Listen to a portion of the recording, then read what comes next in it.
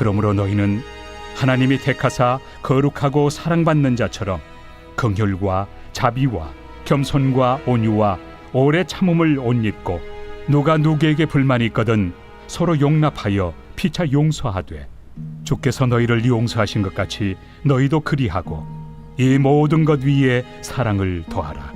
이는 온전하게 매는 띠니라. 그리스도의 평강이 너희 마음을 주장하게 하라. 너희는 평강을 위하여 한 몸으로 부르심을 받았나니 너희는 또한 감사하는 자가 되라. 그리스도의 말씀이 너희 속에 풍성히 거하여 모든 지혜로 피차 가르치며 권면하고, 시와 찬송과 신령한 노래를 부르며 감사하는 마음으로 하나님을 찬양하고, 또 무엇을 하든지 말에나 일에나 다 주 예수의 이름으로 하고 그를 힘입어 하나님 아버지께 감사하라. 아내들아, 남편에게 복종하라. 이는 주 안에서 마땅하니라. 남편들아, 아내를 사랑하며 괴롭게 하지 말라. 자녀들아, 모든 일에 부모에게 순종하라. 이는 주 안에서 기쁘게 하는 것이니라. 아비들아, 너희 자녀를 노엽게 하지 말지니 낙심할까 함이라. 종들아, 모든 일에 육신의 상전들에게 순종하되 사람을 기쁘게 하는 자와 같이 눈가림만 하지 말고 오직 주를 두려워하여 성실한 마음으로 하라. 무슨 일을 하든지 마음을 다하여 주께 하듯 하고 사람에게 하듯 하지 말라. 이는 기업의 상을 주께 받을 줄 아나니 너희는 주 그리스도를 섬기느니라. 불의를 행하는 자는 불의의 보응을 받으리니 주는 사람을 외모로 취하심이 없느니라. 상전들아, 의와 공평을 종들에게 베풀지니 너희에게도 하늘의 상전이 계심을 알지어다. 이제 오늘 이 골로새서 3장 12절부터는 우리가 하나님 앞에 부르심을 받았는데, 특별히 이 공동체, 교회됨의 부르심, 한 몸으로의 부르심을 말씀을 하고 있습니다.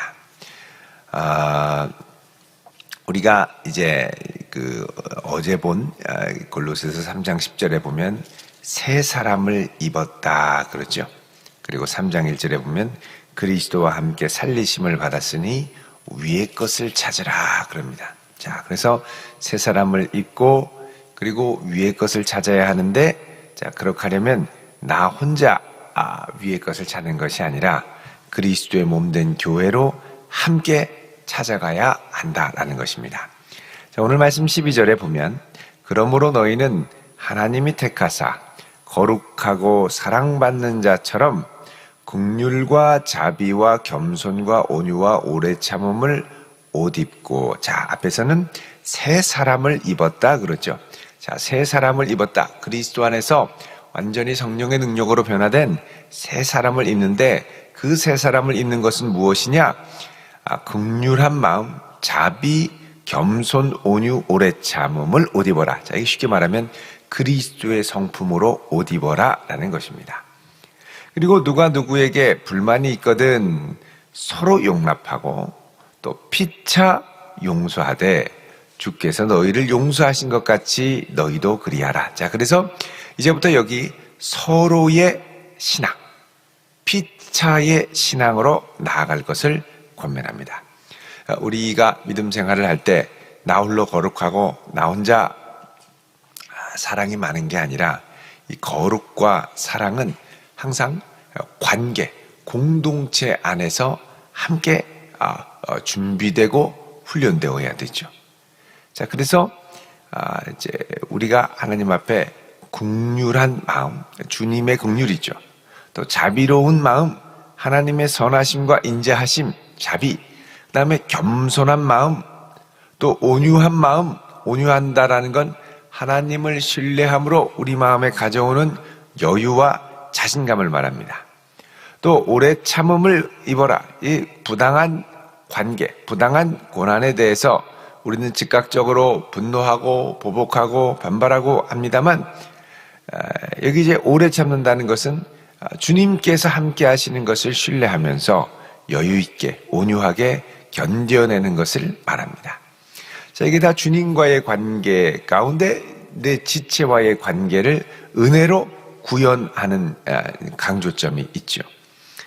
자, 그 다음에 누가 누구에게 불만이 있거든 서로 못마땅하면 서로 용납을 하고, 자, 이제는 누가 문제다, 누가 책임이다 라고 할 것 없이 서로 간에 먼저 나서서 용납하고, 피차 용서해주고, 이걸 어떻게 하느냐? 주께서 너희를 용서하신 것처럼 너희도 그렇게 하라 그럽니다. 그래서 이제부터 성도는 믿음의 공동체 안에 서로를 위하는 신앙으로, 그래서 우리가 신앙생활을 맨 처음 할 때는 나 자신만이 온통 중요하다가 그게 이제 조금 더 성숙하면 주님께로 올라가죠. 나를 위해 사는 게 아니라 주를 위해 살아야지. 자, 근데 이게 더 성숙하면 주를 위해 살 뿐만 아니라 주께서 우리를 하늘나라를 경험하고 이루어가도록 이 땅에 교회로 부르셨는데, 아름다운 교회를 이루기 위해 살아가야지라는 것까지 발전하고 성장하게 됩니다. 서로와 피차의 신앙으로 자꾸 성숙하고 발전해야죠. 근데 이게 서로의 신앙까지 가지 않으면 대부분 많은 경우 신앙생활이 나 중심으로, 조금 더 크면 나와 주님을 위해, 하나님의 영광을 위해 산다고 하지만 내 뜻대로 안 되면 하나님께 실망하고 나가 떨어지는 거죠. 이게 이제 나 중심의 신앙입니다.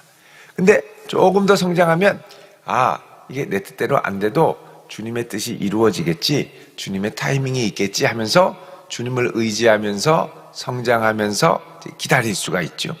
여기서 조금 더 가면 이제 서로와 우리의 신앙으로까지 성장을 해야 됩니다. 그래서 서로를 위로하고, 서로를 붙들어주고, 서로를 권면하고, 기도해주고, 중보해주고, 그래서 공동체를, 주님의 몸된 교회를 살리는 일. 그래서 이런 귀한 일로 우리 모두가 부르심을 받고, 교회에 있는 직분들은 이런 일들을 감당하기 위한 직분들이죠. 그 위에 14절에 이 모든 것 위에 사랑을 더하라 그럽니다. 이 모든 것의 기초가 뭐냐? 사랑이라는 거예요. 사랑. 이것은 온전하게 매는 띠니라 그럽니다. 사랑은 허다한 허물을 덮죠. 우리 베드로전서 4장 8절을 잠깐 보겠습니다. 베드로전서 4장 8절 381쪽입니다.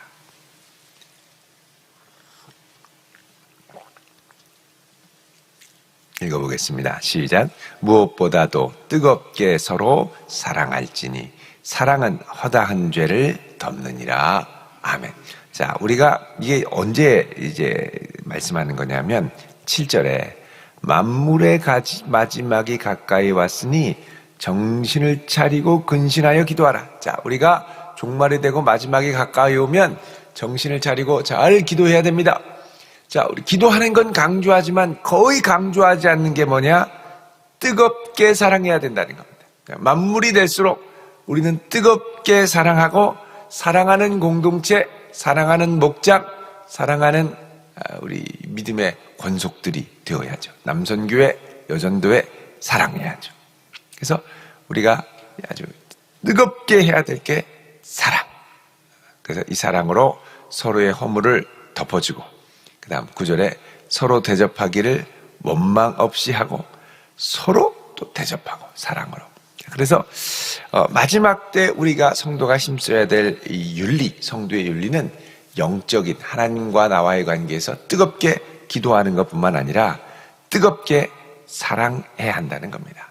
그런데 오늘 말씀 다시 골로새서로 와서 보시면 이 사랑은 뭐냐? 온전하게 매는 띠니라. 주님의 몸된 교회를 온전하게 하나 되게 하는 띠라는 것이죠. 띠. 중심을 잡아주는 것이 사랑이라는 겁니다.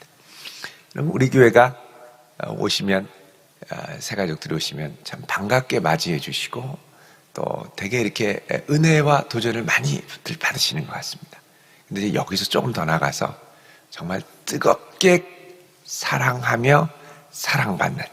그래서 여러분, 사람이 사랑을 받으면 표정이 달라집니다. 환해지죠. 그래서 교우들의 표정이 환해지도록.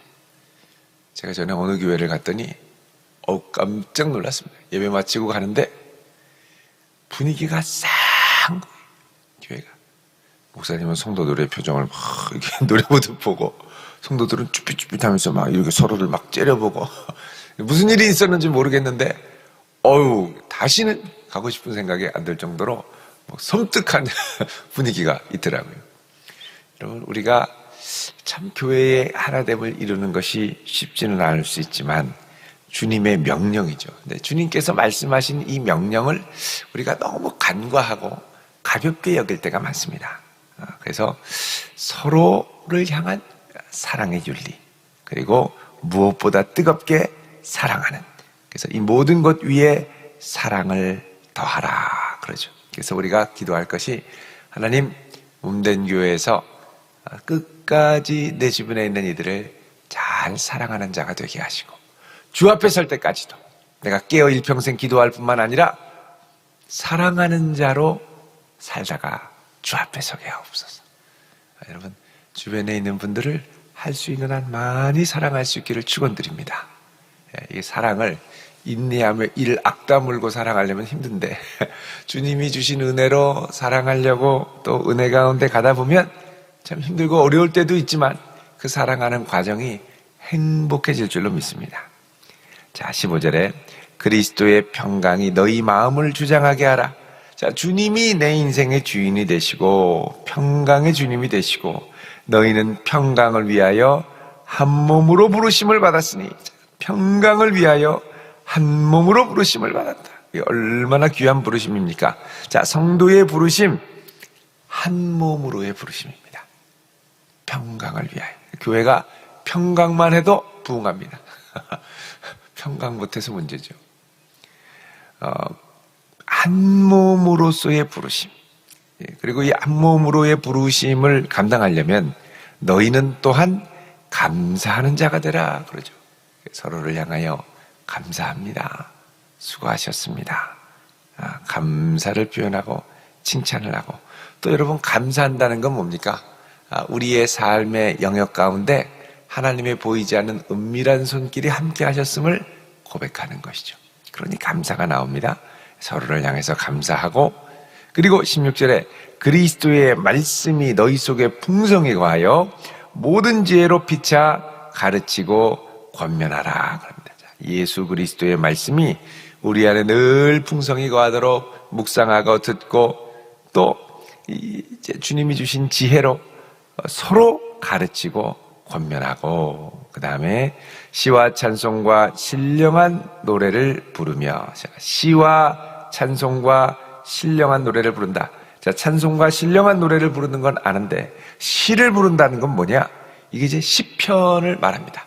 그래서 초대교회는 하나님을 찬양하는 시편을 낭송을 했었고, 이 좋은 전통이 이어져서 교동문으로 이제 이어진 거죠. 교동문으로 하나님을 찬송하고 시로 찬송하는 겁니다. 시로 화답하는 거죠. 주님을 찬양하면서. 그래서 여러분, 교동문 할 때 그냥 무슨 주문 외우듯 말하지 마시고, 이 말씀을 통해 내가 하나님을 찬양한다라고 생각하시고서는 하나님을 찬양하는 마음으로 시편에 동참하시면 좋습니다. 자, 그리고 감사하는 마음으로 하나님을 찬양하고, 무엇을 하든지 말에나 일에나 다 주 예수의 이름으로 하고 예수의 손길이 드러나도록 하고, 말을 하든지 무엇을 하든지 또 그를 힘입어 하나님 아버지께 감사하라. 하나님의 영광이 드러나도록 하고 감사하라. 이게 뭐냐? 공동체의 윤리입니다. 우리가 무엇을 하든 주님을 찬양하고 예수의 이름으로 하고 주의 영광이 드러나게 하고 한몸됨을 이루고, 상당히 중요한 공동체, 교회로서의 부르심이죠.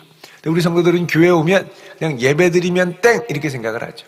근데 여기를 보면 상당히 구체적으로 서로 간에 천국을 이루어가며 천국 연습을 해갈 것을 말씀하고 있습니다. 여러분, 사실 이 관계 가운데, 관계는 사실은 낭비적인 측면이 있습니다. 세상에 효율성으로 접근하면 상당히 딱딱해지죠. 효율성으로 가면 그와 함께하고 사랑을 주고 시간을 보내고 내 삶을 나누는 게 낭비처럼 느껴질 수가 있습니다. 근데 사실 그런 걸로 따지면 예수님이 우리의 인생을 위해 그분의 소중한 시간과 자원을 얼마나 아낌없이 쏟아 부어주시고 낭비하셨습니까? 그러나 사실 이제 그 은혜로 우리가 살아서 주님을 믿고 섬기죠. 어제 우리 신생아 아가가 태어나서 이제 한돌이 가까우는데 신방을 갔습니다. 그래서 둘 다 상당히 열심히 일하고 활동적인 분인데 아이를 키워보니까 어떠냐, 답답하지 않냐 그랬더니 답답한 거죠. 생명이 약동하는 게, 인거를 감당하는 게 이렇게 힘든 줄 몰랐다는 거예요. 생명이 막 살아나려고 꿈틀대고 하면은 얘가 가만히 있습니까? 계속 돌아다니고 꿈틀대고 이 생명을 감당하는 게 너무 힘든 거죠. 내 시간도 쏟아부어야 되고 에너지도 쏟아부어야 되고 너무너무 힘든데 하는 말이 아이를 보는 건 너무 좋으나 아이를 키우는 건 너무 힘들다.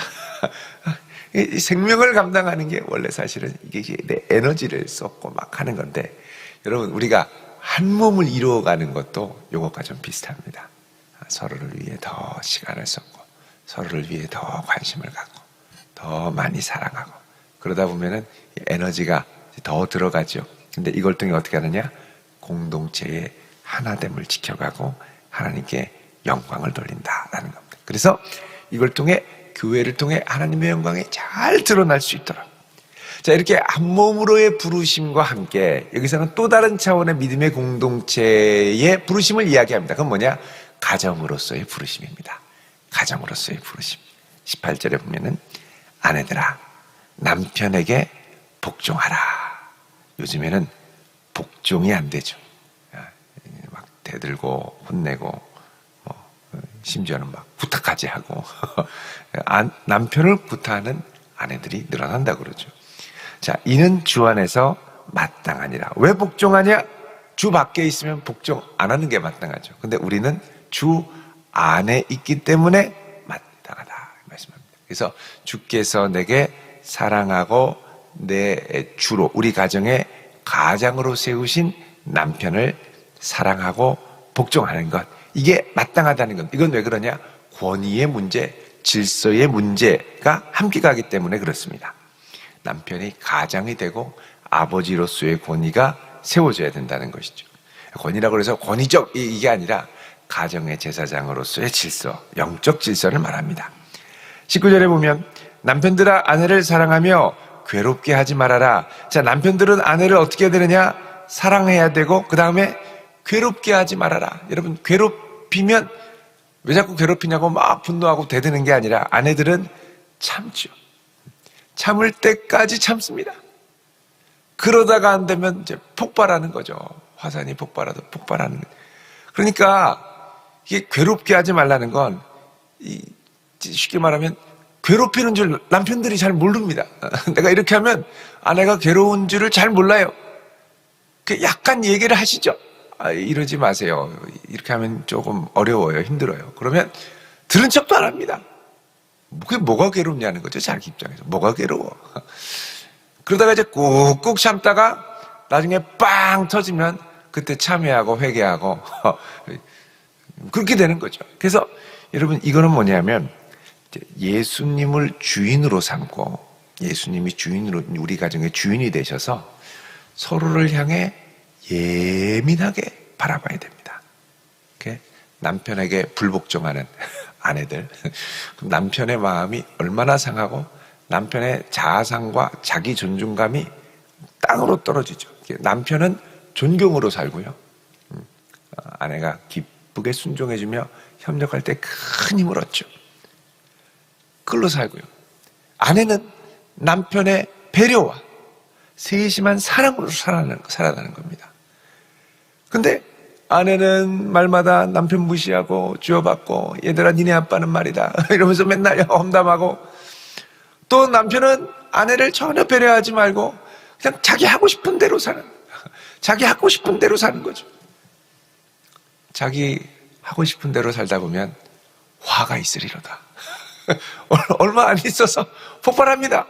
그러니까 주님이 우리 가정의 주인이시기 때문에 이거 뭐냐면 주 안에서입니다. 이 전제는 예수 믿는 예수 섬기는 가정 안에서 주 안에서 아내들은 주님을께 순종하듯 남편에게 복종하고 남편은 아내를 사랑한다고 하지만 말로만 사랑하지 말고 그만 좀 괴롭히라는 거예요. 너무 괴롭혀요. 너무 괴롭혀요. 아내들 힘들다고 그러면 예민하게 받다가 빨리 도와주셔야죠. 괴롭다 그러면 원래 그런 거야. 원래 그래. 난 다른 집도 다 그래. 뭘 다른 집도 다 그래요. 다른 집도 다 참고 있구만요. 그러니까 잘 해야죠. 예. 자, 20절에는 자녀와 부모의 관계입니다. 자녀들아 모든 일에 부모에게 순종하라. 이는 주 안에서 기쁘게 하는 것이니라. 보통 자녀들은 노력을 또 많이 하죠. 근데 이제 21절에 아비들아 그럽니다. 어미들아가 아니고 아비들아. 그렇죠? 아비들아 너희 자녀를 노엽게 하지 말지. 자, 보통 이 부모와의 관계가 틀어질 때는 부모의 분노가 촉발되는데 보통 아버지의 분노 때문에 이렇게 되는 경우가 많습니다. 그러니까 아버지의 분노로 자녀가 뒤틀어지는 거죠. 아버지의 분노로. 그래서 아버지와 아들과의 또 아버지와 딸 간의 관계에서 중요한 건 자녀를 노엽게 하지 않도록. 노엽다라는 건 무시하고 일방적으로 가는 건데 잘 듣고 이해하고 공감하고 경청하면서 가야 된다는 겁니다. 계속 부모님의 분노로 자녀들을 이 주장으로 자녀를 노엽게 한다라면 어떻게 되냐면 자녀들이 낙심할까 함이라 그러죠. 낙심한다는 건 뭡니까? 자기 의지가 꺾이는 겁니다. 부모의 의지가 자녀의 의지를 이기는 거죠. 그럼 자녀의 의지가 몇 번 꺾이면 나중에는 자녀가 자기가 살고 싶은 마음이 별로 안 듭니다. 자기가 하고 싶은 것도 없어지고요. 이거 하면 안 되는 거니까. 안 된다고 하니까. 부모님 하고 싶은 것만 하라고 그러니까. 뭘 해도 부모님 마음에 안 들면 그럼 이제 자기 자유의지를 뺏기면요. 자기는 로봇 같고 왜 사나 싶은 생각이 드는 거예요. 그러니까 노엽게 하지 말고 그 다음에 자녀들을 꺾으면 안 됩니다. 하나님이 주신 달란트와 은사가 잘 살아나도록 해야죠. 그 다음에 이제 22절부터는 종들과 상전들에 관한 겁니다. 이거는 이제 사실 상호 배려의 원칙이죠. 이거는 오늘날로 하면 뭐 종은 없습니다만 직장에서의 상사와 부하, 또 경영자와 직원, 또 오너와 직원의 관계들입니다. 종들은 모든 육신의 상전들에게 순종하되 눈가림만 하지 말고 오직 주를 두려워하여 성실한 마음으로 이 회사가 내 회사로 여기며 감당해야죠. 대충 하면 어떻게든 회사는 굴러가겠지. 이게 아니라 내 회사가 돼야죠. 내가 경영자인 것처럼 내가 오너인 것처럼 성실하게 하는 중심이 필요하다는 것입니다. 또 주인은 어떻게 해야 되느냐?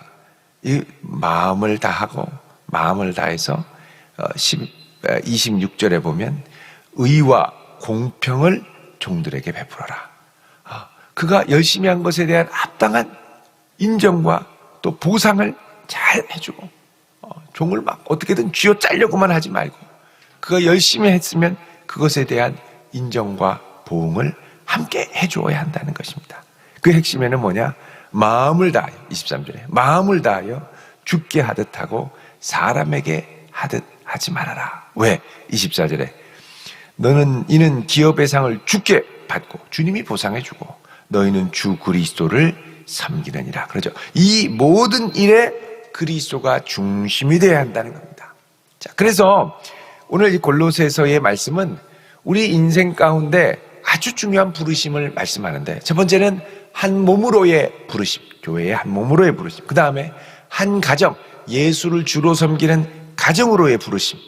그 다음에 이제 가정윤리 가운데 이제 종과 주인까지 있죠. 근데 이 모든 것에는 뭐가 있느냐? 내가 속한 이 공동체의 주인이 내가 아니라 주님이시기 때문에 내 자녀와 나 사이의 관계도 내가 주인이 아니라 주님이 이들의 인생을 이끌어가는 것이기 때문에 주님의 일하심을 인정하고 또 세심하게 발견하며 겸손하고 그분의 권위에 순종하면서 이들을 사랑하라고 부르신 이 사랑의 부르심을 향하여 최선을 다해서 나아가자는 것입니다. 이럴 때 성도들이 가는 그곳에 황무지에 꽃이 피고 메마른 사막에 샘물이 솟는 놀라운 은혜와 기적의 현장으로 변화가게 될 줄로 믿습니다. 이 귀한 부르심을 잘 감당하는 성도 되시기를 주의 이름으로 축원드립니다. 기도하겠습니다. 거룩하신 아버지 하나님, 우리를 한 몸으로 부르셨사오니 주께서 친히 주인이 되어 주시고 우리가 속한 가정과 교회 가운데 이 모든 것 위에 사랑의 띠로 묶어 주시옵소서. 예수님 이름으로 기도드립니다. 아멘.